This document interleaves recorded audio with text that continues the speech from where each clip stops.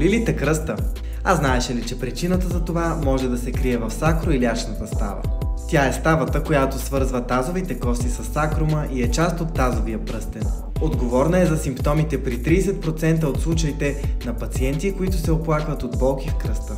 Дискомфорта може да се усеща ниско в областта на таза и дори да ирадира към долните крайници. Лесно може да се сбърка с патология на ломбалния гръбнак или тазобедрената става.